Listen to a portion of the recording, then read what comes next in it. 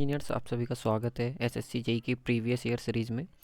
तो जैसा कि आप लोगों को मालूम है कि हम एसएससी जेई की 2004 से लेकर के 2020 तक के सभी क्वेश्चन अपने डिस्कस करेंगे। भले ही यहाँ पे 19 लिखा हुआ है, लेकिन 2020 के भी क्वेश्चन मैं जल्दी आप लोगों को कराने वाला हूँ। तो ये सर्वेइंग हमारा सब्जेक्ट चल रहा है। इस सीरीज़ को हम अपना सब्जेक्ट वाइज और चैप्टर वाइज डिस्कस कर रहे हैं। आज ये हमारी लास्ट वीडियो होगी सर्वेइंग की, क्योंकि इसमें आज जो हम प्लेन टेबल के और जो कंटूर हमारा है, इसके जितने भी एमसीक्यू एसएससी जी में पूछे जा चुके हैं वो सभी हम इस सीरीज़ में अपने डिस्कस कर लेंगे। साथ में अगर वीडियो आप लोगों को अच्छी लगे तो प्लीज़ एक लाइक और शेयर ज़रूर करना, और चैनल पर नए हैं तो चैनल को सब्सक्राइब भी कर लें ताकि अपकमिंग वीडियोज़ आप तक पहुँचती रहें। तो चलते शुरू करते हैं अपनी वीडियो को बिना किसी डिले के।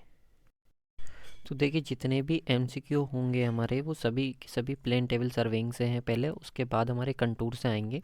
तो हम यहाँ पे चैप्टर नंबर 9 डिस्कस कर रहे हैं अपना। तो सबसे पहला क्वेश्चन ये देख लेते हैं जो कि 2004 में पूछा गया था।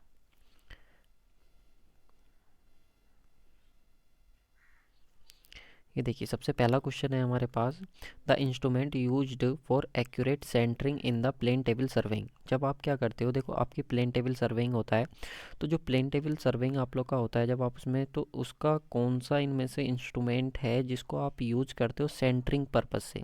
किसके लिए? सेंटरिंग पर्पज़ के लिए आप इनमें से कौन सा इंस्ट्रूमेंट यूज करते हैं? स्प्लिट लेवल होता है, एलाइड होता है, प्लम्बिंग फॉर्क होता है, या फिर ट्रफ कंपास होता है। इसका सही आंसर आप लोग को बताना है। सही आंसर क्या होगा? तो पहले अपना आंसर चूज़ कर लेंगे, फिर मैं आप लोग को बताता हूँ। देखिए, इसका सही आंसर होगा आप लोग का प्लम्बो फॉर्क। जो आप लोग सेंटरिंग के लिए यूज करते हैं प्लेन टेबल में, तो वो आप लोग का क्या होता है? प्लम्बो फॉर्क होता है, जो कि बहुत ज़्यादा ज़रूरी एक इंस्ट्रूमेंट है। तो यहाँ पे सबके इंस्ट्रूमेंट की बात करेंगे। स्प्लिट लेवल क्या होता है, एलाइड क्या होता है, ट्रफ कंपास क्या होता है, सबको वन बाई वन हम डिस्कस करेंगे। तो देखिए, सबसे पहले मैं आप लोग को दिखा देता हूँ जो प्लम्बो फॉर्क। तो यहाँ पे साफ साफ मेंशन किया हुआ है, it is used for centring the plane table over the station. एक पर्टिकुलर स्टेशन पर जहाँ पर आपने अपनी प्लेन टेबल को सेटअप किया हुआ है, अगर वहाँ पे आप लोग को सेंटरिंग करनी है तो उसके लिए आप किसका यूज़ करेंगे? प्लम्बो फॉर्क का। तो देख लीजिए, कुछ इस तरीके का आप लोग का इंस्ट्रूमेंट होता है। आई होप आप लोग को विजिबल होगा। ये इस तरीके का आप लोग का एक लगभग ट्रैंगुलर शेप का ये आप लोग का होता है। अगर बनाएंगे इस तरीके से तो ट्रेपेजियम बन जाएगा। और यहाँ पे आप लोग का प्लम्बोब लगा हुआ होता है इस तरीके का, तो इसलिए इसको हम बोल देते हैं प्लम्बोब फॉर्क। बाकी की हम बात कर लेते हैं। स्प्लिट लेवल जो होता है उसका क्या यूज होता है? लेवल ट्यूब या फिर स्प्लिट लेवल। तो लेवल ट्यूब और split level used for the levelling the plane table. जैसा कि नाम से क्लियर हो रहा है, इसके लेवल ट्यूब है, मतलब इसका जो यूज होता होगा वो किस लिए होता होगा? लेवलिंग के लिए यूज होता होगा। It is placed on the board in two position mutually at the right angles and bubbles is centred in arch position to make the board horizontal. यानी कि इसको हम क्या करते हैं कि जो भी हमारे स्प्लिट लेवल होते हैं या लेवल ट्यूब होते हैं, ये हम दो लेते हैं, ठीक है, और दोनों को क्या करते हैं इस तरीके से राइट एंगल पोजीशन में प्लेस करते हैं। दोनों के बीच में जो एंगल होना चाहिए कितना होना चाहिए? राइट एंगल होना चाहिए। और उसकी हेल्प से हम क्या करते हैं, जो हमारी टेबल होती है उसको हम लेवल करते हैं। ये चीज़ एक ज़रूरी पॉइंट है। नेक्स्ट हम आ जाते हैं ट्रफ कंपास। तो ट्रफ कंपास देख लेते हैं। ट्रफ कंपास जो होता है आप लोग का, generally it is 15 centimetre long. तो पहले तो हमें यही पता होना चाहिए कितना इसकी डायमेंशन होती है। तो 15 सेंटीमीटर लॉन्ग होता है। Is provided to plot the magnetic direction. इसका यूज क्या होता है? जो भी हमारी नॉर्थ साउथ डायरेक्शन होती हैं, जैसे कि नाम से क्लियर है कंपास, तो कंपास का यूज ही क्या होता है? डायरेक्शन पर्पज़ के लिए होता है। तो यहाँ पे जो ट्रफ कंपास यूज करते हैं हम, वो भी डायरेक्शन पता करने के लिए करते हैं। For the orientation of plane table in the magnetic meridian.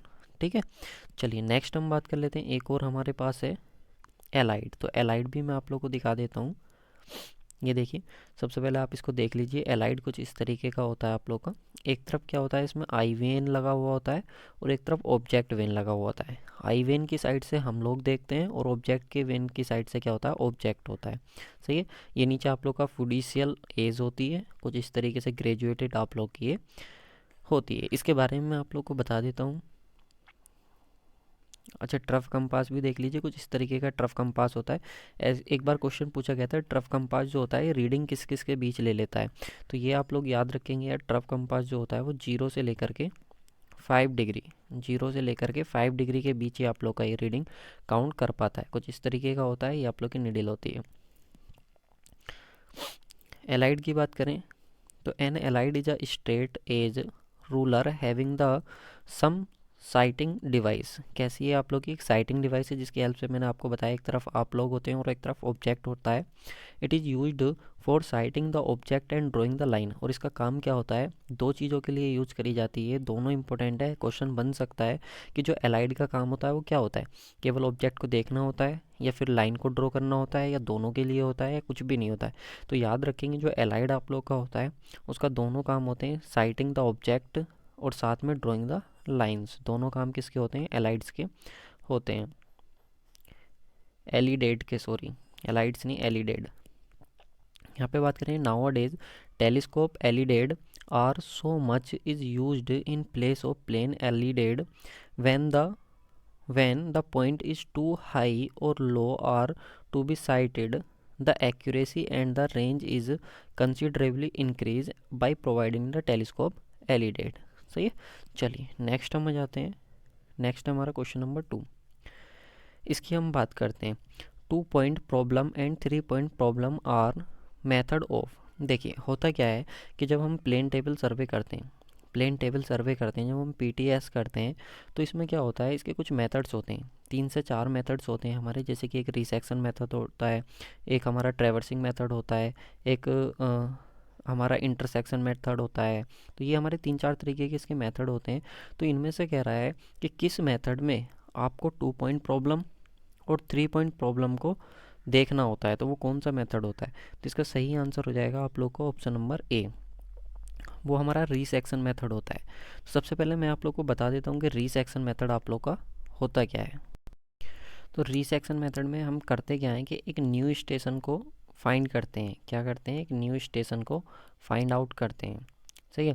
तो इस न्यू स्टेशन को फाइंड आउट करने के लिए होता क्या है कि अगर मान लो कि आपको न्यू स्टेशन इस्टेब्लिश करना है, न्यू स्टेशन कब इस्टेब्लिश करना, कि आपने मान लो कि सुबह से लेकर के, मॉर्निंग से लेकर के इवनिंग तक आपने सर्वे किया, लेकिन जैसे ही आप इवनिंग तक पहुंचने वाले थे तो मान लो कि कोई आप लोग का इंसिडेंट हो गया, जैसे कि बहुत तेज़ विंड चलने लगी या फिर रेन आ गई या फिर नाइट हो गई आप लोग की सर्वे करते करते। तो इस वजह से क्या था कि जो आपका फाइनल स्टेशन होता है वो मिस हो जाता है।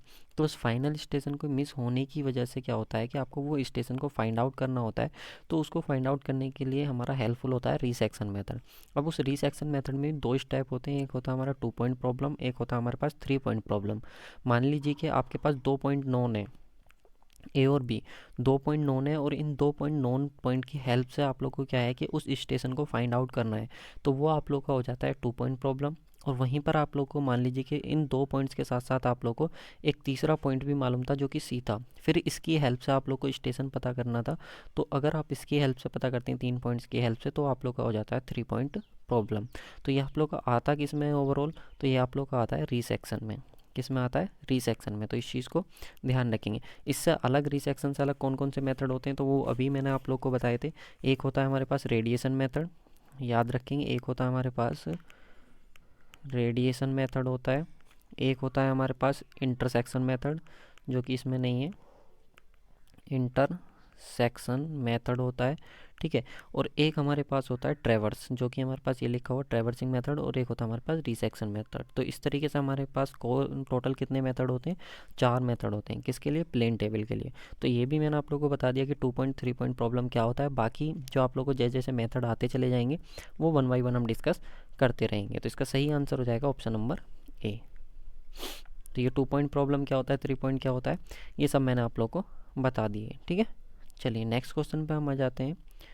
अच्छा, एक चीज़ और देख लीजिए कि जब भी हमको क्या होता है, प्लेन टेबल को क्या करना होता है, ओरिएंट करना होता है। तो उसकी प्लेन टेबल के ओरिएंटेशन के लिए हमको यूज करना होता है, 2 चीज़ें हमारे पास होती हैं। एक तो ट्रफ कंपास होता है और एक हमारे पास बैक साइटिंग होती है। तो इन 2 मेथड्स का यूज करके हम क्या कर लेते हैं, ओरिएंटेशन कर लेते हैं। चलिए नेक्स्ट क्वेश्चन पे आते हैं। नेक्स्ट क्वेश्चन है question number 3, plotting of inaccessible point on a plane table is done by. देखिए, एक ऐसे पॉइंट जहाँ पर आप नहीं पहुँच सकते, यानी कि जो पॉइंट आप लोगों के पास इनएक्सेसिबल है। मान लीजिए कि आपने ये पॉइंट ए और बी, और ये कहीं सी एक इनएक्सेसिबल पॉइंट था और इसको भी आप लोग को ड्राइंग करना था, ड्रॉ करना था। तो अगर आप ऐसा नहीं कर पा रहे तो अगर उसको आपको ड्रॉ करना है और आप कर नहीं पा रहे तो उसके लिए आप किस मेथड का यूज करेंगे प्लेन टेबल के। तो यहाँ पे आप लोगों को मेथड लिखे हुए हैं, यहाँ पे ट्रेवर्सिंग लिखा हुआ है, रेडिएशन लिखा हुआ है, इंटरसेक्शन लिखा हुआ है। तो याद रखेंगे जो भी आपके इनएक्सेसिबल पॉइंट होते हैं जिनको हम एक्सेस नहीं कर पाते, उस केस में हम यूज़ करते हैं इंटरसेक्शन मेथड का। ये बहुत इंपॉर्टेंट क्वेश्चन है, ये मान के चलो कम से कम 5 to 10 टाइम्स ये क्वेश्चन आप लोग का पूछा जा चुका है। डिफरेंट डिफरेंट एग्जामिनेशन में बहुत बार ये क्वेश्चन आप लोग का पूछा जाता है कि जो भी इनएक्सेसिबल पॉइंट होते हैं वो अगर हमको पता करने हैं तो वो किस मेथड की हेल्प से करते हैं, हम इंटरसेक्शन मेथड की हेल्प से। चलिए नेक्स्ट क्वेश्चन पे हम आ जाते हैं। यहाँ पे यही सारी चीज़ें इसमें मेथड में मेंशन की हुई हैं कि किस तरीके से हम रेस की हेल्प से उसको हम ड्रॉ कर पाते हैं, लोकेट कर पाते हैं। नेक्स्ट क्वेश्चन पे आते हैं हम लोग।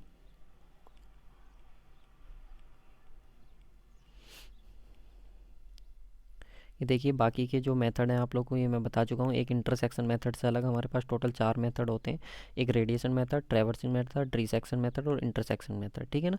रिसेक्शन मेथड में 2 पॉइंट 3 पॉइंट प्रॉब्लम होती है, जब हमारे पास कोई स्टेशन हम खो देते हैं और उसको हमको वापस लेना पाना होता है स्टेशन को, तो हम रिसेक्शन मेथड का यूज़ करते हैं। और जो आप लोग का इन एक्सेसिबल पॉइंट होते हैं जिनको हम एक्सेस नहीं कर सकते, उसके लिए हम इंटरसेक्शन मेथड का यूज़ करते हैं। तो अब तक 2 मैं आप लोग को बता चुका हूँ, बहुत इंपॉर्टेंट। बाकी ये 2 मेथड भी आप लोग के साथ क्वेश्चन के साथ ही डिस्कस कर लूँगा। चलिए नेक्स्ट क्वेश्चन आ जाता है हमारे पास। नेक्स्ट क्वेश्चन हमसे बोल रहा है कि 2 point problem and 3 point problem are method of. देखिए क्वेश्चन पूछा गया कि 2 पॉइंट प्रॉब्लम और 3 पॉइंट प्रॉब्लम जो मेथड है वो किसके मेथड हैं। तो अभी मैंने आप लोग को बताया था वो आप लोग के किसके हैं, रिसेक्शन के, ठीक है। और इंटरसेक्शन मेथड कौन सा होता है, जो हमारा इनएक्सेसिबल पॉइंट को फाइंड करने में हेल्प करता है। और रिसेक्शन मेथड कौन सा होता है, रिसेक्शन मेथड में 2 पॉइंट 3 पॉइंट प्रॉब्लम होते हैं, इनकी हेल्प से हम क्या करते हैं, 2 पॉइंट की हेल्प से एक स्टेशन को फाइंड करते हैं, और इसमें 3 पॉइंट की हेल्प से हम क्या करते हैं, एक स्टेशन को लोकेट कर पाते हैं। सही है। चलिए नेक्स्ट हम आ जाते हैं। ये देखिए रिसेक्शन मेथड आपको यहाँ पे मेंशन है। नेक्स्ट हम बात कर लेते हैं नेक्स्ट क्वेश्चन की, जो कि हमारा क्वेश्चन नंबर 5। इसमें हम बात करते हैं the fix of a plane table from 3 known point is good if. देखो अगर आप लोग के पास 3 नॉन पॉइंट है और उसकी हेल्प से आप क्या कर पा रहे हो, टेबल को फिक्स कर पा रहे हो, तो ये जो आप लोग अच्छे से कर पाओगे, कब कर पाओगे, जब मिडिल स्टेशन आप लोग का क्या होगा, नियरेस्ट होगा, जो बीच वाला स्टेशन है इन पॉइंट्स के क्या होगा, पास में होगा, या फिर जो मिडिल स्टेशन आप लोग को लोकेट करना वो दूर होगा, या फिर आइदर क्या हो सकता है, राइट और लेफ़्ट हो सकता है नियरेस्ट स्टेशन के, या फिर नन ऑफ दीज। तो देखो यार जितना भी ये जो ए बी और सी पॉइंट है, जितना भी ये हमारा जो मिडिल में टेबल रखी हुई, जितना इनके क्लोज होगी उतना ही एक्यूरेसी के साथ हम क्या कर सकते हैं, अपने स्टेशन को इस्टेब्लिश कर सकते हैं, उतना ही अपने अच्छे से टेबल को अपना फिक्स कर सकते हैं। तो इसका जो सही आंसर हो जाएगा वो आप लोग को ऑप्शन नंबर ए हो जाएगा। सही आंसर हो जाएगा मिडिल स्टेशन ऑफ नियरेस्ट। जितना भी हमारा क्या होगा, मिडिल स्टेशन पास में होगा, उतने अच्छे से हम क्या कर सकते हैं, उसको सेटअप कर सकते हैं। देखिए इसका सही आंसर क्या हो गया, ऑप्शन नंबर ए। चलिए नेक्स्ट क्वेश्चन पे हम अपने आ जाते हैं।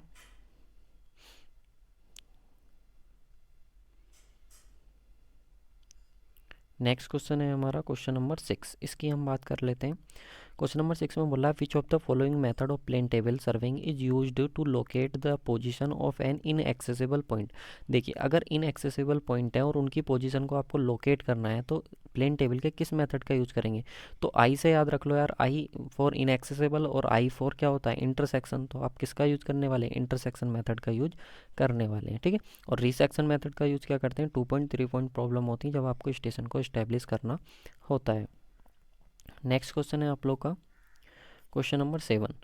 इसमें हम देख लें detail plotting in plane table surveying is generally 1/। देखिए अगर आप लोगों को क्या करनी है, डिटेल प्लॉटिंग करनी है, कोई आप लोग के पास एक टोपोग्राफी है या फिर आप लोगों के पास कोई एरिया आप लोग को बता दिया गया है कि इसको आप लोग को प्लेन टेबल सर्विंग इसका करना है, तो अगर उसकी आपको डिटेल प्लॉटिंग करनी है तो आप किस मेथड की हेल्प से करते हो। तो याद रखेंगे जब भी आप लोग को डिटेल प्लॉटिंग की बात आती है तो वो आप लोग का कौन सा होता है, रेडिएशन मेथड होता है। तो रेडिएशन मेथड का काम क्या होता है, डिटेल प्लॉटिंग करना। क्या होता है, डिटेल प्लॉटिंग करना। जब भी आपको डिटेल प्लॉटिंग करनी होगी तो आप किस मेथड का यूज करेंगे, रेडिएशन मेथड का। रिसेक्शन मेथड का यूज कब करेंगे, रिसेक्शन मेथड का जब आप लोग को 2 पॉइंट और 3 पॉइंट प्रॉब्लम आ रही हो, ठीक है, और आप लोग को स्टेशन को इस्टेब्लिश करना हो, न्यू स्टेशन को, तब आप करेंगे। और इंटरसेक्शन मेथड का यूज कब करेंगे, जब आप लोग को इनएक्सेसिबल किसका यूज़ करना हो, इनएक्सेसिबल पॉइंट्स का पता करना हो, तो उसके लिए आप इंटरसेक्शन मेथड का यूज़ करेंगे। देखिए जितनी बार हम चीज़ों को रिवाइज़ करेंगे, बार बार रिवाइज़ करेंगे, जितनी बार सुनेंगे उतना ही क्या होगा, हमें याद होने लग जाएगा। तो इसलिए मैं एक एक चीज़ को कई कई बार रिपीट कर देता हूँ ताकि वो चीज़ आप लोग को याद रहने लग जाए। एक मेथड और बचा है जो कि है हमारा ट्रैवर्सिंग। तो ट्रैवर्सिंग के बारे में मैं आप लोग को बता देता हूँ यहीं पे। तो ट्रैवर्सिंग होता क्या है आप लोग का, take reading and drawing simultaneously but table setup at different station. यानी कि ट्रैवर्सिंग में क्या करते हैं, हम दोनों चीज़ें साथ साथ कर लेते हैं। इसमें इस मेथड में हम क्या कर लेते हैं, रीडिंग भी एंड ड्राइंग भी। देखिए ये है तो पूरा प्लेन टेबल का ये कॉन्सेप्ट। प्लेन टेबल एक ऐसा सर्विंग है जिसमें रीडिंग और ड्राइंग सब क्या कर लेते हैं, हम दोनों एक साथ कर लेते हैं। तो जो भी रीडिंग लेनी होती है या फिर ड्राइंग करना होता है, वो दोनों काम क्या कर लेते हैं, हम इसमें एक साथ कर लेते हैं। लेकिन इसमें क्या होता है, कम से कम हमें देखो इसमें क्या होता है, मिनिमम यानी कि हमें इसमें चाहिए होते हैं more than 2 station. More than 2 station हमको चाहिए होते हैं। अगर आपको ट्रैवर्सिंग बनाना है तो मोर देन 2 स्टेशंस की आप लोग को रिक्वायरमेंट होती है। अगर आप लोग के पास 2 स्टेशन होंगे तो आप ट्रैवर्स बना ही नहीं सकते। सिर्फ और सिर्फ क्या बनेगा, आप लोग की एक लाइन होगी। लेकिन अगर एक स्टेशन और होगा सी, तो आप इस तरीके से ट्रैवर्स बना सकते हैं। तो हमको इसमें क्या चाहिए होता है, मोर देन 2 स्टेशंस की रिक्वायरमेंट होती है। एक चीज़ और आप लोग को याद रखनी है इस मेथड से, ये तो मैंने आप लोग को बता दिया, रीडिंग और ड्राइंग साथ होती है। ट्रैवर्सिंग मेथड का एक और नाम होता है जिसको हम बोलते हैं बैक साइड मेथड। ये क्वेश्चन में पूछा जाता है, ये भी आप लोग को याद रखना है। इसको हम क्या बोलते हैं, बैक साइड मेथड। तो बैक साइड मेथड कौन सा होता है आप लोग का, ट्रैवर्सिंग मेथड होता है। ट्रैवर्सिंग मेथड की और ख़ास बात क्या होती है कि मिनिमम हमें क्या मोर देन 2 स्टेशंस की हमको रिक्वायरमेंट होती है। और रीडिंग और ड्राइंग भी क्या होती है इसमें, साइमल्टेनियसली होती है। ठीक है, तो सभी मेथड आप लोगों को मैंने बता दिए। एक बार फिर से रिवाइज कराता हूँ। रेडिएशन मेथड डिटेल सर्वे के लिए यूज करा जाता है। रीसेक्शन 2.3 पॉइंट प्रॉब्लम में यूज करा जाता है। ट्रैवर्सिंग मेथड आप लोग का मोर देन 2 स्टेशंस रिक्वायर होते हैं इसमें। साथ में रीडिंग और डिटेलिंग साथ में आप लोग की करी जाती है। और इसको जो बोलते हैं बैक साइड मेथड भी बोलते हैं। और आप लोग का एक बचा इंटरसेक्शन मेथड, जिसको हम बोल देते हैं इनएक्सेसिबल। क्या बोल देते हैं उसको, इनएक्सेसिबल पॉइंट की अगर हमको लोकेशन पता करनी है तो उसके लिए हम इंटरसेक्शन मेथड का यूज करते हैं। चलिए नेक्स्ट क्वेश्चन पे हम आ जाते हैं, जो कि है हमारा क्वेश्चन नंबर 8। इसकी हम बात कर लेते हैं। क्वेश्चन नंबर 8 में हमसे बोल रहा है कि the type of surveying which require least office work at least calculation. यानी कि वो कौन सा सर्वे है जिसमें आप लोग को लीस्ट कैलकुलेशन की रिक्वायरमेंट होती है और लीस्ट ऑफिस वर्क होता है। यानी कि जितना भी काम होता है उस सर्वे में वो आप लोग का फील्ड में ही कंप्लीट हो जाता है। तो वो ऐसा कौन सा सर्वे होता है। तो आप सब लोगों को मालूम है कि हाँ, तो आप प्लेन टेबल पढ़ रहे हो तो आप लोगों ने लगा लिया, ठीक है, कि आप लोगों ने अंदाज़ा लगा लिया कि प्लेन टेबल चैप्टर चल रहा है तो इसका सही आंसर क्या होगा, प्लेन टेबल होगा। लेकिन इस चीज़ को सोचो, इसको लॉन्ग टाइम तक कैसे याद रख पाओगे। तो इसको याद रखने का तरीका सिर्फ यही है कि प्लेन टेबल एकमात्र ऐसा सर्वे है आप लोग का जिसमें आप लोग का जो भी रीडिंग होती है और जो भी ड्राइंग होती है, यानी कि जो भी सीट को ड्रॉ करना होता है वो सब साइमल्टेनियसली होते हैं, वो ऑन द स्पॉट होते हैं। दोनों चीज़ें क्या होता है, ये अगर आप बात करोगे ना प्लेन टेबल की, तो प्लेन टेबल जो होता है इसका मेथड ही पैरेललिज्म पे बेस्ड है। पैरेललिज्म का मतलब होता है कि ड्राइंग भी साथ साथ करनी है और रीडिंग भी साथ साथ लेनी है। तो जब सारे काम आप फील्ड पे ही कर लोगे तो फिर आपको वहाँ जाने की क्या ज़रूरत है ऑफिस में। तो ऑफिस में क्या होता है, लीस्ट वर्क होता है इसका और लीस्ट कैलकुलेशन की रिक्वायरमेंट होती है। तो इसलिए इसका सही आंसर क्या हो जाता है, ऑप्शन नंबर डी हो जाता है।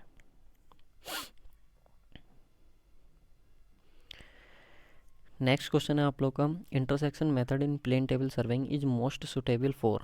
देखिए अगर आप लोग का इंटरसेक्शन मेथड है तो आप लोग को मालूम है कि इंटरसेक्शन मेथड आप लोग का इनएक्सेसिबल पॉइंट के लिए होता है। किन के लिए होता है, इनएक्सेसिबल पॉइंट के लिए होता है। तो इनएक्सेसिबल पॉइंट आप लोग को कहाँ देखने को मिलेंगे, प्लेन्स में। तो प्लेन्स में तो नहीं मिल, अर्बन एरिया में भी नहीं, फॉरेस्ट में नहीं, हिली एरिया में। तो इसका सही आंसर क्या हो जाएगा आप लोग का, हिली एरिया। अगर मान लीजिए कोई बहुत बड़ी पहाड़ी बीच में आ गई, आप लोग तो नहीं कर सकते ना उसको। तो इसलिए सही आंसर क्या हो जाएगा, ऑप्शन नंबर डी बिल्कुल सही आंसर हो जाएगा। यहाँ पे देख लो और इसको हिली एरिया, एक second, hilly area consist of many inaccessible points. Intersection method of plane table surveying is used to locate inaccessible point on plane table. तो जो आप लोग का inaccessible points जो होते हैं उनको locate करने के लिए हम किसका यूज करते हैं, अपना इंटरसेक्शन मेथड का यूज करते हैं। नेक्स्ट क्वेश्चन है हमारे पास क्वेश्चन नंबर 10। इसमें बात करें, radiation, intersection and resection are compass surveying technique, chain surveying technique, levelling technique या फिर प्लेन टेबल सर्विंग टेक्निक। तो अभी मैंने आप लोग को बताए थे 4 मेथड हमारे पास होते हैं, radiation method, intersection method, resection method और फोर्थ कौन सा बचा आप लोग का, ट्रैवर्सिंग मेथड। तो इस तरीके से 4 हमारे पास मेथड होते हैं। तो जो हम यूज करते हैं अपना रेडिएशन मेथड, इंटरसेक्शन और रिसेक्शन, ये सब किस में यूज करते हैं हम, प्लेन टेबल में। तो सही आंसर क्या हो जाएगा आप लोग का, ऑप्शन नंबर डी बिल्कुल सही आंसर हो जाएगा। नेक्स्ट जाते हैं हम, ये देख लीजिए चारों टेक्निक मैंने आप लोग को बता दी। ये कुछ क्वेश्चन है, क्वेश्चन नंबर 11, इसको हम पढ़ लेते हैं पहले। If the plane table is not horizontal in the direction of right angles to the alidade, यानी कि जो आप लोग का प्लेन टेबल है वो पूरी तरीके से हॉरिजॉन्टल नहीं है, in the direction of alidade, the line of sight is parallel to the fiducial edge, और जो लाइन ऑफ साइट है वो आप लोग की पैरेलल है फिड्यूशियल एज के, ओनली फॉर किसके लिए होगा, हॉरिजॉन्टल साइड्स के लिए, इंक्लाइंड साइड अपवर्ड्स के लिए, या फिर इंक्लाइंड साइड डाउनवर्ड के लिए, या फिर नन ऑफ दीज। इसका सही आंसर आप लोग को बताना है। क्वेश्चन नंबर 11 का सही आंसर क्या होगा। तो देखिए, अगर हम बात करें तो लाइन ऑफ साइट जो है वो पैरेलल है किसके, फिड्यूशियल एज के। तो वो तभी हो सकती है जब हॉरिजॉन्टल, पहली चीज़ तो वो किसके लिए होगी, हॉरिजॉन्टल एंगल के। हॉरिजॉन्टल एंगल के लिए क्यों होगी, क्योंकि प्लेन टेबल जो है आप लोग की वो इंक्लाइंड है किसके, परपेंडिकुलर टू द साइड। क्योंकि जो आप लोग की प्लेन टेबल है वो इंक्लाइंड है किसके, परपेंडिकुलर टू द साइड, तो इसलिए वो किसके हो जाएगी आप लोग के, हॉरिजॉन्टल एंगल के। तो यहाँ पे हम देख लेते हैं, यहाँ पे देखो सॉल्यूशन भी बोल रहा है, the line of sight is parallel to the fiducial edge only for the horizontal angle, किसके लिए होगी, हॉरिजॉन्टल एंगल के लिए होगी। बिकॉज क्योंकि वो सबके सब किसके ऊपर हो रहा है, टेबल के ऊपर हो रहा है, तो टेबल के ऊपर आप हॉरिजॉन्टल एंगल तो देख पाओगे, horizontal angle, because plane table inclined perpendicular to the line of sight. जो प्लेन टेबल है आप लोग की वो क्या है, इंक्लाइंड है, और कैसे इंक्लाइंड है, परपेंडिकुलर है किसके, लाइन ऑफ साइड के। चलिए नेक्स्ट क्वेश्चन की बात करते हैं। Question number 12, which of the following is used for determining the location of station occupied by the plane table, which of the following is used, इनमें से किसका आप यूज करेंगे, used to determine the location of station occupied by the plane table। तो किस method का आप use करेंगे, इंटरसेक्शन रेडिएशन का, या फिर इंटरसेक्शन मेथड का, रेडिएशन मेथड का, या फिर 2 पॉइंट प्रॉब्लम का। सही आंसर बताएंगे। तो देखिए, आप लोग को मालूम है कि आप 2 पॉइंट प्रॉब्लम मेथड का यूज़ करने वाले हैं किसी भी स्टेशन को फाइंड आउट करने के लिए। तो सही आंसर तो ऑप्शन नंबर डी हो जाएगा। अब रेडिएशन मेथड क्या होता है सर, डिटेल्ड सर्वे के लिए आप किसका यूज करते हो, रेडिएशन का। इंटरसेक्शन का, इनएक्सेसिबल पॉइंट जो होते हैं उनको लोकेट करने के लिए आप किसका यूज करते हो, इंटरसेक्शन मेथड का। और ये आप लोग का और कौन सा बचा, इंटरसेक्शन हो गया, 2 पॉइंट तो आप लोग का ये रिसेक्शन में आ गया। और ट्रैवर्सिंग में आप लोग को पता है इसको बैक साइड मेथड भी बोलते हैं, और ड्राइंग और रीडिंग दोनों साथ साथ ली जाती हैं, और मोर देन 2 स्टेशन की हमें रिक्वायरमेंट होती है। तो सही आंसर हो जाएगा ऑप्शन नंबर डी। ये देखिए रेडिएशन मेथड से रिलेटेड है। तो रेडिएशन मेथड आप लोग को बताया था कि अगर डिटेल सर्वे आप लोग को लेना है तो कुछ इस तरीके से हम क्या करते हैं, ए पॉइंट है, बी है, सी है, डी है, यहाँ पे हमको इसको ड्राइंग सीट है, तो इन सबको क्या करते हैं हम एलिडेट की हेल्प से देखते रहते हैं, और जो भी फीचर्स होंगे इस टोपोग्राफी के वो हम अपनी सीट पे लोकेट कर देंगे।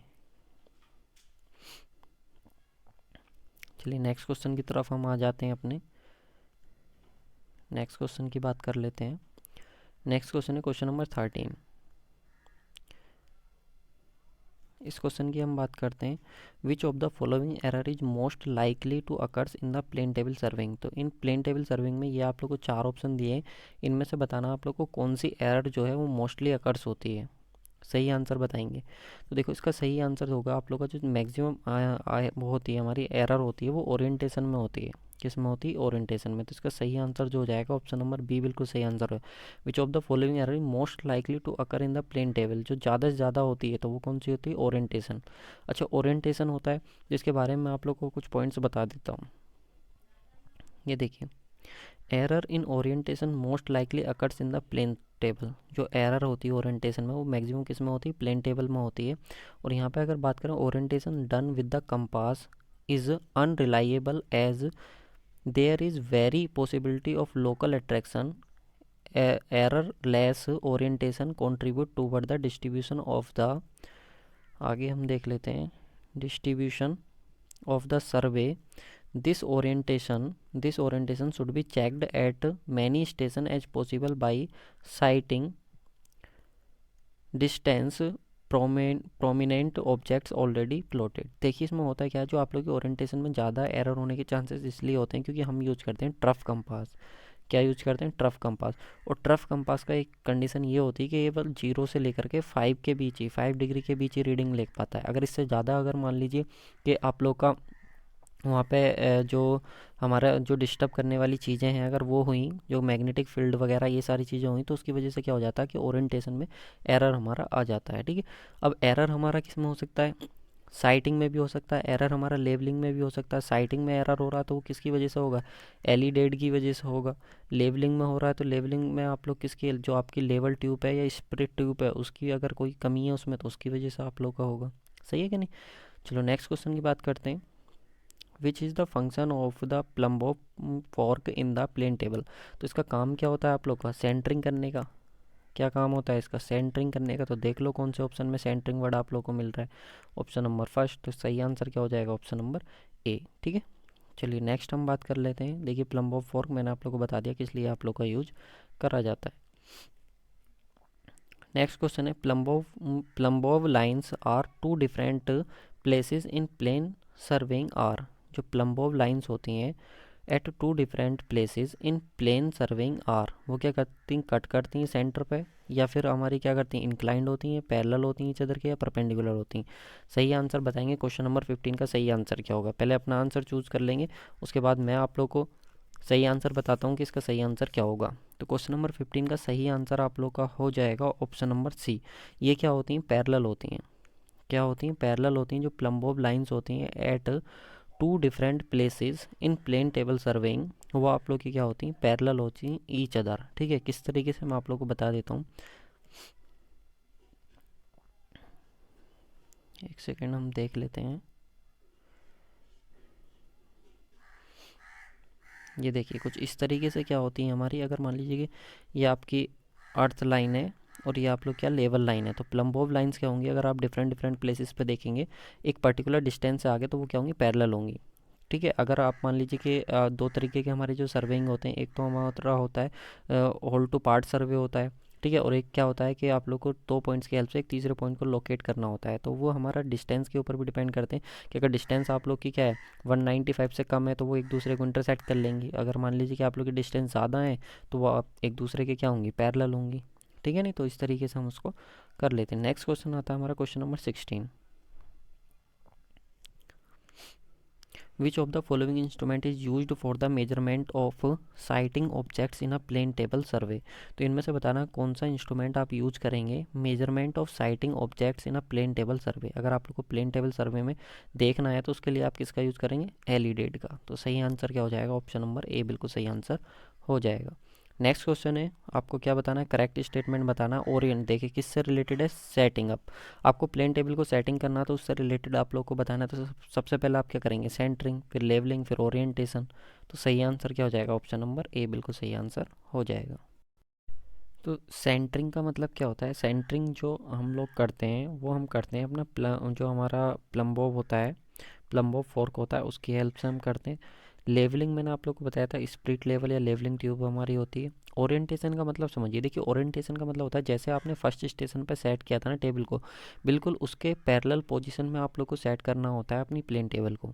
तो उसी प्रोसेस को हम बोलते हैं ओरिएंटेशन। ठीक है, तो ओरिएंटेशन एक ऑपरेशन है आप लोग का जिसमें आप क्या करते हो? प्लेन टेबल को बिल्कुल पैरेलल सेट करते हो जैसा आप लोगों ने फर्स्ट स्टेशन पे किया था। ठीक है, और इसमें जो आप लोग की प्लॉटिंग जो पैरेलल होती है, इसमें आप लोग की बिल्कुल ग्राउंड के भी पैरेलल रखा जाता है। जो ओरिएंटेशन आप लोग का क्या किया जाता है प्लेन टेबल को बिल्कुल पैरेलल रखा जाता है ग्राउंड के भी। ठीक है, तो ये सारी चीज़ें इसमें मेंशन होती हैं हमारी।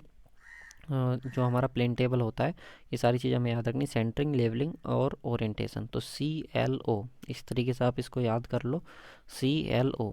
ठीक है, तो इस तरीके से अगर आप याद करोगे, कुछ भी इसको बना लीजिए अपनी ट्रिक, किसी का नाम हो या कुछ इस तरीके से हो, तो प्लेन टेबल में आप इसको कर सकते हैं। C से हो गया सेंटरिंग, L से हो गया लेवलिंग, O से हो गया आप लोग का ओरिएंटेशन। चलिए नेक्स्ट क्वेश्चन पे हम आ जाते हैं।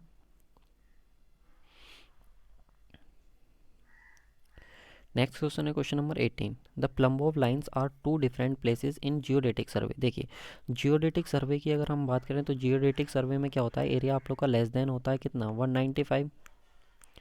195 किलोमीटर स्क्वायर से क्या होता है, कम होता है। तो इस केस में क्या होता है कि जो हमारी लाइंस होती हैं, जो भी प्लम बॉब की लाइन होंगी वो इंटरसेक्ट करेंगी। इंटरसेक्ट कहाँ पर करेंगे, at the centre of earth. कहाँ पर करेंगे, at the centre of earth. इस चीज़ को हमको ध्यान रखना है। चलिए नेक्स्ट हम बात कर लेते हैं। सॉरी, मैंने आई थिंक जियोडेटिक सर्वे आप लोग का वो होता है जिसमें एरिया आप लोग का 195 किलोमीटर स्क्वायर से क्या होता है, ज़्यादा होता है। और जो आप लोग का प्लेन सर्वे होता है उसमें प्लेन सर्वे में एरिया आप लोग का 195.5 किलोमीटर स्क्वायर से कम होता है। तो याद रखेंगे इसको, इसलिए इसका सही आंसर क्या हो जाएगा आप लोग का, ऑप्शन नंबर बी बिल्कुल सही आंसर हो जाएगा। लेकिन यार टू डिफरेंट प्लेसेस पे अगर आप देखोगे और जियोडेटिक सर्वे आप लोग का, तो उसमें पैरेलल होनी चाहिए, लाइंस कैसी होनी चाहिए, पैरेलल होनी चाहिए। इस क्वेश्चन का आंसर मुझे थोड़ा सा आंसर सी लग रहा है। चलो देख लेते हैं इनका डायग्राम वगैरह इन्होंने अगर दिया हुआ है तो एक बार। ये देखिए यहाँ पे इन्होंने मेंशन किया हुआ है। अच्छा सेंटर पे बोला है, हाँ तो सेंटर पे देखो वैसे तो पैरेलल होती हैं, लेकिन कहीं सेंटर अगर मिलेगा तो शायद वहाँ पे इंटरसेक्ट कर सकते हैं। इनका नोट पॉइंट पढ़ते हैं क्या बोल रहा है इसमें। Since in plane surveying it is assume that the earth surface is flat and does not take into account the spherical portion of the earth, spherical shape of the earth, so level line is considered as straight and all plumb bob lines are considered parallel। यानी कि ये बोल रहे हैं कि जो आपका plane surveying होता है इसमें फ्लैट होती है, इसलिए हम ये मान करके चलते हैं कि उसमें पैरेलल होती है। और जो जियोडेटिक सर्वे होता है उसमें कट करती है। यार उल्टा सा लग रहा है मुझे तो, एक बार कमेंट करके बताना, ठीक है सब लोग। नेक्स्ट क्वेश्चन की हम बात कर लेते हैं। Question number 19, what is the purpose of conducting the resection method. देखिए रीसेक्शन मेथड आप लोग का 2.3 पॉइंट प्रॉब्लम इसमें होता है। इसकी हेल्प से आप क्या करते हो, किसी पोजीशन को लोकेट करते हो। तो इसका सही आंसर क्या हो जाएगा, to determine the location of their instrument. तो सही आंसर हो जाएगा ऑप्शन नंबर ए आपका हो जाएगा, ठीक है। तो यहाँ पे हमारा क्या है कि जो भी क्वेश्चंस थे प्लेन टेबल सर्विंग से वो हमारे फिनिश हो जाते हैं। उसके बाद नेक्स्ट चैप्टर आ जाता है हमारा चैप्टर नंबर 10, ठीक है, जो कि हमारा कंटूर से रिलेटेड। तो इसके क्वेश्चन भी हम एंड टू एंड कंप्लीट कर ही ले रहे हैं यार। ये हमारा चैप्टर फिर कंप्लीट हो जाएगा। देख ले रहे हैं टोटल कितने क्वेश्चन है इसके, टोटल नंबर ऑफ क्वेश्चंस कितने पूछे गए थे। तो यहाँ पे अगर हम बात करें टोटल 19 क्वेश्चन है। चलो कर ले रहे हैं कंटूर को भी। सबसे पहला क्वेश्चन हम देख लेते हैं अपना कंटूर का, जो कि हमारा पूछा गया था 2004 में ही। इसकी हम बात करते हैं। क्वेश्चन नंबर फर्स्ट है हमारा कंटूरिंग का, इसकी हम बात कर लेते हैं। A series of closely spaced contour lines separates represent a. देखिए अगर कंटूर लाइंस क्या है आप लोग, ये देखिए कंटूर्स होते क्या हैं कि अगर कोई भी टोपोग्राफी है तो उस टोपोग्राफी किस तरीके की वो टोपोग्राफी है, जो वहाँ का पर्टिकुलर एरिया है, लोकेशन है, उसकी टोपोग्राफी कैसी है, उसको लोकेट करने के लिए हम यूज करते हैं कंटूर्स का। किसका यूज करते हैं हम, कंटूर्स का यूज करते हैं। तो यहाँ पे हम बात करेंगे जो हमारे कंटूर्स होते हैं, अगर वो बहुत ज़्यादा एक दूसरे के क्लोज हैं तो वो किस तरीके के प्लेन को बताते हैं। तो याद रखेंगे अगर कंटूर हमारे एक दूसरे के बहुत पास होते हैं और जब एक दूसरे से बहुत ज़्यादा दूर होते हैं तो ये टोपोग्राफी किस किस तरीके की होती हैं। जब पास में होते हैं तो होता है हमारा स्टीप, कैसा होता है, स्टीप स्लोप होता है। और जब थोड़े दूर दूर होते हैं तो उस समय जो होता है हमारा वो किस तरीके का होता है, यूनिफॉर्म होता है। कैसा होता है, यूनिफॉर्म। चलिए नेक्स्ट हम बात कर लेते हैं। ये देखिए a series of closely spaced contour represent a steep slope। Note कह रहा a contour may be defined as the imaginary line passing through the point of equal elevation। यानी कि कंटूर्स क्या होता है, वो इमेजनरी लाइंस होती हैं आप लोग की जो पास करती हैं सेम एलिवेशन पॉइंट से, ठीक है। चाहे वो आप लोग का एलिवेशन पॉइंट चाहे नीचे जा रहा हो या ऊपर जा रहा हो, तो किसी भी तरीके का आप लोग का जो एलिवेशन होगा, चाहे डाउनवर्ड हो या अपवर्ड हो, तो सेम एलिवेशन पॉइंट्स को जो लाइन जोड़ती हैं आप लोग की वो क्या होती हैं, कंटूर लाइंस होती हैं। करेक्टरिस्टिक्स ऑफ कंटूर लाइन देख लीजिए। इनके करेक्टरिस्टिक्स के बारे में बात कर लेते हैं। सबसे पहले आ जाता है all the points of contour lines have the same elevation. यानी कि अगर आप कंटूर लाइंस की बात करो, एक कंटूर लाइन है तो उस पर जितने भी एलिवेशन होंगे सबके सब क्या होंगे, सेम होंगे। Two contour line do not intersect each other. कभी भी दो कंटूर लाइन एक दूसरे को इंटरसेक्ट नहीं करती। किस केस को छोड़ करके, expect the in case of over hanging cliff और अ केव पेनिट्रेटिंग अ हिल साइड। अगर कहीं पर ओवर क्लिफ है, ओवर हैंगिंग क्लिफ है, और आप लोग का कहीं पर केव जैसी सिचुएशन है, जैसे गुफा वगैरह बनी हुई होती है, इस तरीके की अगर सिचुएशन है तो उस तरीके से आप लोग का क्या करती हैं, केवल इंटरसेक्ट करती हैं। बाकी कोई कभी भी दो कंटूर लाइन इंटरसेक्ट नहीं कर सकती। इक्वली स्पेस्ड कंटूर होती हैं तो वो आप लोग का यूनिफॉर्म स्लोप को बताती हैं, ठीक है। Contour that are well apart represent the gentle slope, सही है। क्लोजली होती हैं तो वो किस तरीके की स्लोप को बताती हैं, स्टीप स्लोप को बताती हैं। और साथ में अगर बात करें, a set of close contour with higher figure inside and lower figure outside indicate hill. अगर मान लीजिए कंटूर ऐसा है आप लोग का जिसमें आप लोग की जो हाइयर फिगर है वो अंदर है, ठीक है, और बाहर जो है आप लोग की क्या है, लोअर वैल्यू है, तो इस तरीके से आप लोग की वो हिल को रिप्रेजेंट करेगा। और इसका अपोजिट, अगर आप लोग की अंदर वैल्यू कम है और बाहर ज़्यादा है, तो वो आप लोग को किसको रिप्रेजेंट करेगा, एक वैली को रिप्रेजेंट करेगा, ठीक है। तो ये कुछ हमारे करेक्टरिस्टिक्स हैं कंटूर लाइन के जो हमको पता होने चाहिए। यहाँ पे आप देख सकते हो यह हिल है आप लोग का, एक हिल है, तो हिल के केस में देखो अंदर वैल्यू ज़्यादा है और बाहर वैल्यू क्या है, कम है, तो इस तरीके का आप लोग का हिल होता है। वैली की अगर बात करोगे तो अंदर वैल्यू कम होगी और बाहर वैल्यू क्या होगी, ज़्यादा होगी, तो ये आप लोग का क्या हो गया, एक वैली होगी, सॉरी, ये आप लोग का क्या हो गया, एक वैली आप लोग की हो जाती है। नेक्स्ट हम बात कर लेते हैं नेक्स्ट क्वेश्चन की।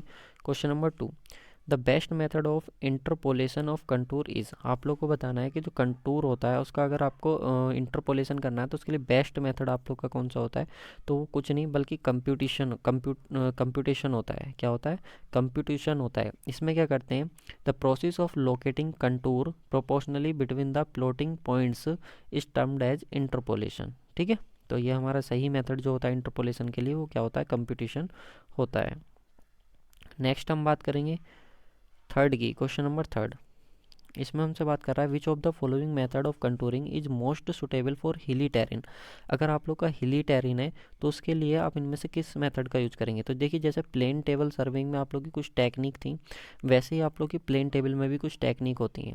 जैसे कि बात करें तो मेथड ऑफ स्क्वायर होता है, एक कौन सा होता है, मेथड ऑफ स्क्वायर होता है, एक मेथड ऑफ क्रॉस सेक्शन होता है, एक हमारा टैकोमीटर मेथड होता है, और एक हमारा जो होता है वो डायरेक्ट मेथड होता है। यानी कि 4 मेथड हमारे पास होते हैं, किस लिए, अगर हमको कंटूरिंग करनी है।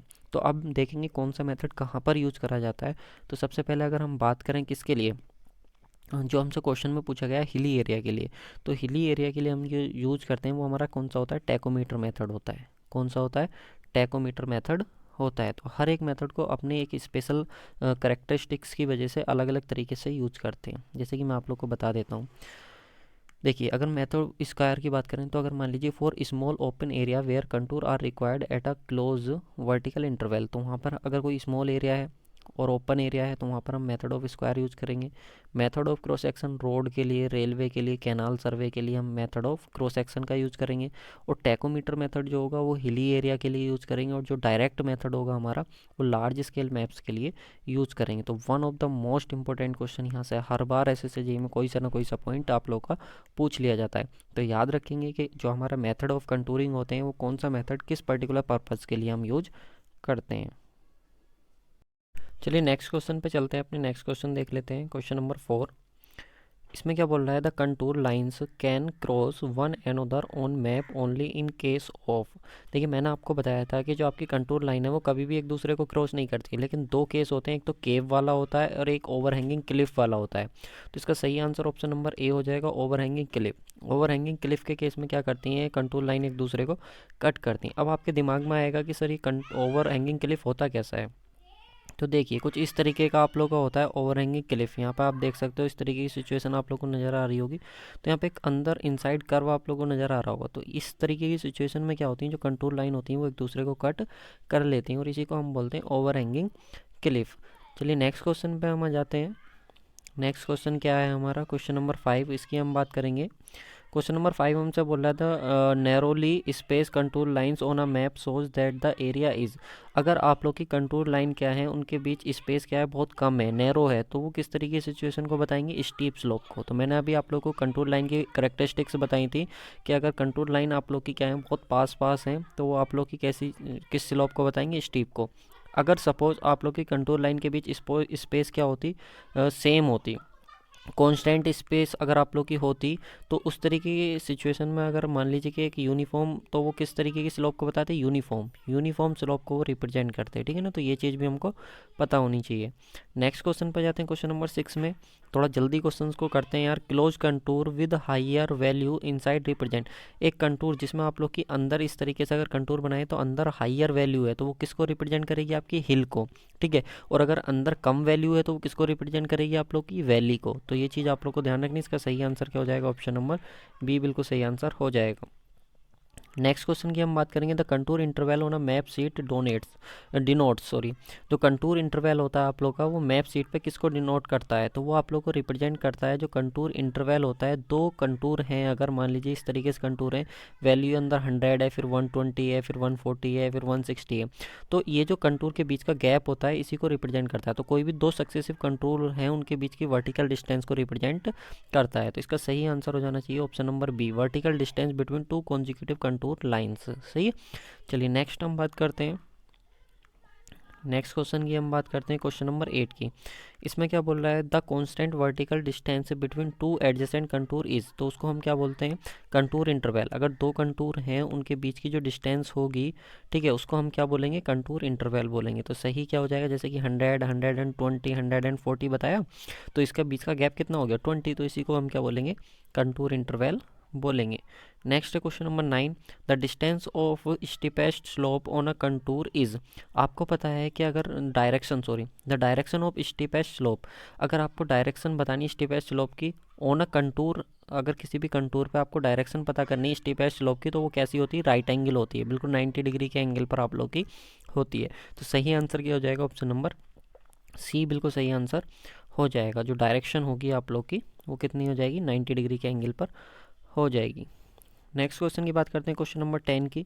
Which of the following would represent the surface of a water level of a still lake. इनमें से बताना कि कौन सा रिप्रेजेंट करेगा आप लोग का, विच of the following would represent the surface of water level. जो सरफेस है वाटर लेवल की, स्टिल वाटर है, रुका हुआ पानी है लेक में, तो आप लोग को बताना है कि सरफेस है वो किससे रिप्रेजेंट करी जाएगी, लेवल सरफेस से, कंटूर सरफेस से, ओरिजेंटल से, तो लेवल सरफेस से। तो सही आंसर क्या हो जाएगा, ऑप्शन नंबर ए, उसको हम लेवल सरफेस काउंट करेंगे। नेक्स्ट क्वेश्चन है question number 11, the representation of general topography of a very flat terrain is possible only. जो रिप्रेजेंटेशन है आपकी general topography of a very flat, बिल्कुल फ्लैट टेरेन है, तो उस केस में आप लोग को बताना है कि कौन सा पॉसिबल है, drawing contour line large interval, drawing contour line small interval, या फिर give spot levels at a large interval, या फिर ऑप्शन नंबर डी है giving spot levels on a salient features eight a close interval. तो सही answer बताएंगे, question number 11 का सही आंसर क्या होगा। तो इसका सही आंसर हो जाएगा आप लोग का ऑप्शन नंबर बी। अगर मान लीजिए कि वो आप लोग का क्या है, बिल्कुल फ्लैट टेरेन है, तो उसके बीच जो आप लोग का कंटूर इंटरवल होगा वो बहुत ज़्यादा स्मॉल होने वाला है। नेक्स्ट क्वेश्चन की बात करेंगे, देखिए नेक्स्ट क्वेश्चन है आप लोग के पास क्वेश्चन नंबर 12, इसकी हम बात करते हैं। तो क्वेश्चन नंबर 12 में कह रहा है कि सेक्शन 1 इंडिकेट, ये सेक्शन 1 है और ये सेक्शन बी है। तो यहाँ पे देखो सेक्शन बी पे काफ़ी गैप है, लेकिन सेक्शन ए जो है वो पास पास है, और हमें पता है जब कंटूर लाइन पास पास होती है तो स्लोप कैसा होता है, हमारा स्टीप होता है। तो सही आंसर क्या हो जाएगा, ऑप्शन नंबर ए बिल्कुल सही आंसर हो जाएगा। Next question, question number 13, for more precise prediction of the terrain relief the contour interval should be. आप लोग को अगर बताना है तो देखो कंटूर इंटरवल आप लोग का क्या होता है, सेम होता है। चाहे आप लोग का कैसा भी कितना भी प्रिडिक्शन आप ले लो, चाहे आप लोग कंटूर इंटरवल आपका सेम ही रहेगा। ऐसा नहीं कि कंटूर इंटरवल आप लोग का डिक्रीज या इंक्रीज कर जाए, कंटूर इंटरवल हमेशा आप लोग का सेम होता है। कंटूर इंटरवल क्या होता है, कॉन्स्टेंट। जो पहले दो कंटूर के बीच का गैप है वही लास्ट के भी दो कंटूर के बीच का गैप होगा आप लोग का, जिसको हम कंटूर इंटरवल बोलते हैं। In which of the following condition two lines intersect each other. तो ओवर हैंगिंग क्लिफ, और दूसरा केस क्या होता है, केव वाला, जिसमें आप लोग की दो कंटूर लाइन क्या करती हैं, एक दूसरे को कट करती हैं। ठीक है, ये आप लोग को शो हो रहा होगा। विच of the following is represent the correct contour map for contour map. कुछ हमें डायग्राम या कुछ दे रखा है तो हमको बताना है इनमें से कौन सा करेक्ट है, क्वेश्चन नंबर 15 का। चलिए देख लेते हैं क्या हमें क्वेश्चन में गिवन है, उसके हिसाब से ही हम अपना आंसर सेलेक्ट करेंगे। अच्छा, कुछ स्टेटमेंट है, इनमें से बताना कौन सा करेक्ट है। तो देखिए, parallel contour shows uniform slope. अगर पैरेलल कंटूर हैं तो वो यूनिफॉर्म स्लोप को रिप्रेजेंट करते हैं, तो ये बात तो कहीं ना कहीं सही है। Very close contour shows steep slope, ये भी सही है कि अगर कंटूर क्लोज होंगे तो स्टीप को रिप्रेजेंट करेंगे। Very close contour shows flat area, नहीं। Two contour at different elevation cut at right angle, नहीं कट नहीं करेंगे राइट एंगल पे, तो सही आंसर क्या हो जाएगा ऑप्शन नंबर बी, फर्स्ट और सेकंड ही हमारे केवल सही हैं। नेक्स्ट क्वेश्चन की बात करेंगे, क्वेश्चन नंबर 16 की, which of the following contour represent either hill or ponds. अगर आपका हिल और पॉन्ड्स की अगर हम बात करें तो क्या होता है, contour having concentric circle, closely placed contour, या फिर डिस्टिंक्ट कंटूर, या फिर आप लोग का पैरेलल कंटूर। तो देखिए अगर आप लोग का चाहे वैली है या हिल है इस तरीके की, तो इसके जो कंटूर्स आते हैं वो एक दूसरे के क्या आते हैं, बिल्कुल कंसेंट्रिक सर्किल आप लोग के आते हैं। तो सही आंसर क्या हो जाएगा, ऑप्शन नंबर ए बिल्कुल सही आंसर हो जाएगा। नेक्स्ट क्वेश्चन की बात करेंगे, क्वेश्चन नंबर 17 की, which of the following of contour is most suitable for हिली टेरेन।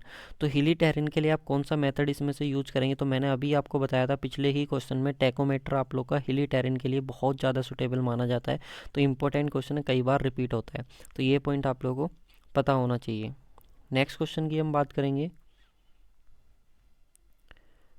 नेक्स्ट क्वेश्चन है हमारा क्वेश्चन नंबर 18। इसमें कह रहा है कि विच of the following features is shows by the parallel contour line.